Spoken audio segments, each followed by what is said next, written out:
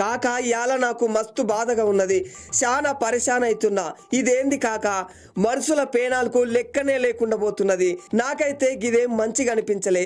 అరే జనాల తండ్లాడు కొట్లాడు బతకనింకే కదా, గట్లాంటిది మమ్మల్ని బతకనిండి అని అరుచుకుంటూ సావాలనా? సస్తే ఇంకేముంటది, సచ్చినోళ్ళ కథ ముగిసిపాయే. ఏమన్నా ఫాయిదా దొరుకుతుందా అంటే గది లేదు. పోయినోళ్ళు పోతారు, మరి ఉన్నోళ్ళు ఏం చేయాలి? ఇంటి పెద్దని నమ్ముకున్నోళ్ళ కథ ఏం కావాలి? అటు మనిషివాయే, ఇటు కుటుంబం ఆగమాయే. నువ్వేమైనా చెప్పు కాక, గిట్ల చేసుడు సరైతే కాదు. నువ్వేమైనా చేసుకో, సమ్మెలు చేసుకో, ధర్నాలు చేసుకో, రోడ్డు పైన బైఠాయించుకో, కానీ పేనాల జోలికి మాత్రం వెళ్ళొద్దు.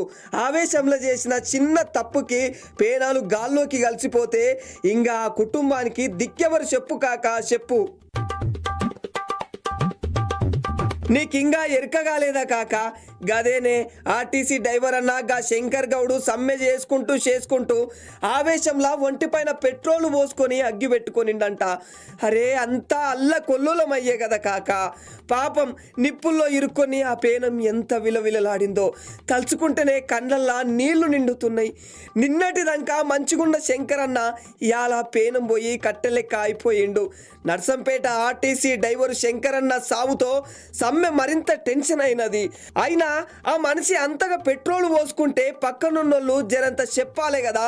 అరే అన్న అట్లా కాదు, మనం సమ్మె చేద్దాం, జిద్ది పోరాడదాం, మన డిమాండ్లు సాధించుకుందాం, సర్కారు ఇనేదాకా చేద్దాం, అంతేగాని గిట్లా దుందుడుకుతో పెట్రోల్ పోసుకునుడు వద్దు అని ఎవరైనా చెప్పుంటే ఇవాళ శంకర్ అన్న మన మధ్యన ఉండేటోడు కదే కాక. ఈ వార్త ఇన్నప్పటి నుంచి నాకు ఏ ఆలోచనలతో తలకాయ చక్కెర వచ్చినట్లయితున్నది. ఇప్పుడు చూడు, గా జనగామ, నర్సంపేట, వరంగల్లే కాదు, చాలా చోట్ల మళ్ళీ ఆర్టీసీ వాళ్ళు గట్టిగా కూర్చుంటుండ్రంట. శంకరన్న ఫోటో పెట్టి ధర్నాలకు దిగుతుండ్రంట. అక్కడికి నిన్న మినిస్టర్లు కూర్చొని మాట్లాడుతుండ్రు, గెట్ల చేయాలి, ఇలా డిమాండ్లు గెట్ల తీర్చాలి అని. గింతలో శంకరన్న నిప్పంటించుకునిండని తెలిసి మంత్రులందరూ బయటకు వచ్చి మీడియా ముంగట మాట్లాడిండ్రు. అరే గట్లంతా చేయకుండ్రి, తొందర పడకుండ్రి, అంత మంచి అవుతుంది, సర్కారు మీ గురించి ఆలోచిస్తున్నది, జరా సమజ్ చేసుకోండి అని పొన్నం, దామోదర రాజనరసింహ, కోమటిరెడ్డి వెంకటరెడ్డి, శ్రీధర్ బాబు సార్లు అందరూ కలిసి మాట్లాడిండ్రు. గిట్లంతా చేసుకోకండి అని నచ్చజెప్పనికే ప్రయత్నించిండ్రు. డ్రైవరు శంకరన్న పెండ్లాము లత, కుమారుడు హేమంత్, కూతురు షామిలి. పాపం గీ కుటుంబం ఎంత దుఃఖంలో ఉంటుందో. గీ దుఃఖాన్ని ఎవరు ఆరుస్తారు, ఎవరు తీస్తారు చెప్పు కాక. అప్పటికి గీ శంకరన్న గిట్లా చేసుకునిండని తెలవంగానే ముఖ్యమంత్రి షాక్ అయ్యిండంట. అరే గిట్లెట్లయినది అని అనుకునిండంట. వెంటనే గా శంకరన్న కుటుంబానికి సంతాపం చెప్పి మీకు నేను అండగా ఉంటా, భయపడకుండ్రి అని గట్టిగా మాటిచ్చిండంట. ఇదే కబర్ గడిబిడ్ అనుకుంటే నల్లగొండలో మరో డ్రైవర్ ఎంకన్న ఆత్మహత్య చేసుకోనికి ప్రయత్నించిండంట. ఇంకా జనగామలో జరిగిన తోపులాటల కండక్టర్ అమ్మ కృష్ణవేణి తల తిరిగి పడిపాయనంట. చూసినవా కాక ఎంతెంత గందరగోళం జరుగుతున్నదో. అందుకే కాక గింత భయంకర ఎండలోన ఈ సమ్మెలు ధర్నాలు చేస్తున్నప్పుడే సర్కారు సర్రున ఆలోచించాలి. అరే ఆగుండ్రి, మేం చేస్తాం అని నచ్చ చెప్పాలి. ఇప్పుడు చూడు, ఇంత జరిగినాక సర్కారేమో రండి కూసుండ్రి మాట్లాడుకుందాం అంటున్నా గీ గలాటాల ఆ మాటే వినిపించనట్లయ్యే. శంకరన్న పోయిండు, ఇంకా చర్చకు వెళ్ళాలా అద్దా అని ఆర్టీసీ కార్మికులు అనుకుంటుండ్రంట. గిదే మళ్ళా గలత్ చేయుడంటే. శంకరన్న ఎందుకింత అఘాయిత్యం చేసుకొనిండు? ఉద్యోగం చక్కగా ఉండాలి, జీతాలు మంచిగా రావాలనే కదా. మరి సర్కారుకు మీ సమస్యలు ఏందో చెప్పనీకే ఛాన్స్ దొరికేదాన్ని మస్తుగా వాడుకోవాలి, కానీ గిట్లా పంతాలకు పోవుడు మంచిదేనా అంటున్నా.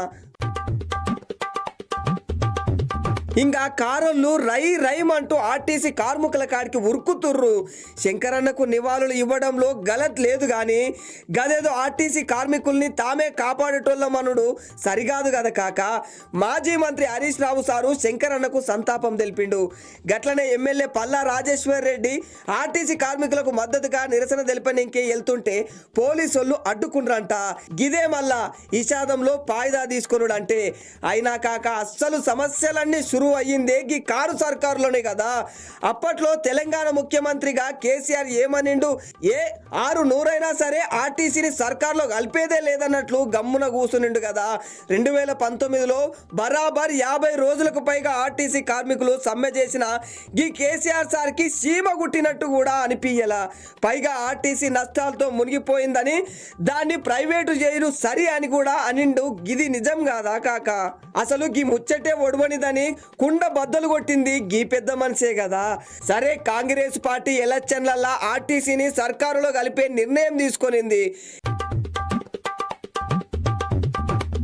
ఇంతకీ గీ ఆర్టీసీ వాళ్ళ డిమాండ్లేంటో నాకు తెలియకపాయే కాక. మన పక్కింటి ఈరేశం సార్ ఉన్నాడు కదా, ఇక గాయనే నాకు దిక్కు అనుకొని వెళ్ళి అడిగిన. గాయన చాలా మట్టసంగా నన్ను కూసోబెట్టుకొని, అరే మల్లేషు, తెలివంది తెలుసుకోవాలి, గిదేం గలత్ బాత్ కాదంటూ చెప్పడం చురువు చేసుకునే.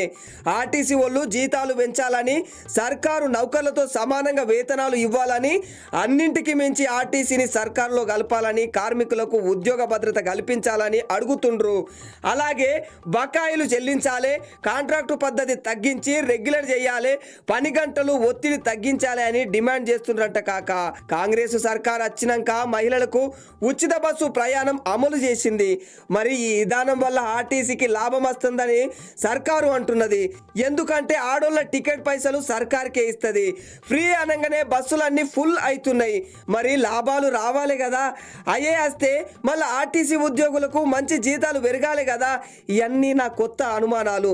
మళ్ళీ ఈరేషన్ సార్ని అడిగితే మంచిగుండదని గమ్మునున్నా. సర్లే కాక, యాలాగి ముచ్చట చాలా బాధగున్నది. కాంగ్రెస్ సర్కారు ఆర్టీసీ వాళ్ళ డిమాండ్లు తీరుస్తుందని అనుకుంటున్నా. పాపం శంకరన్న పోయిందే మస్తు బాధ అనిపిస్తుంది. ఎవరు గట్ల పేనాలు తీసుకోకండి సార్లు, గట్టిగా అడుగుండ్రి, సర్కారు మాట ఇంటదిలే. ఇంటామనే మంత్రులు అంటున్నారు కదా, చక్కగా సాధించుకోండి, అంతేగాని గత్తిరి బిత్తిరి చేసుకోకండి. గంతే కదా కాక. సర్లే కాక, ఇయాల గిదే ముచ్చట. రేపు మళ్ళా వస్తలే ఇంకో ముచ్చట పట్టుకొని. గంతదనక బాయ్ బాయ్.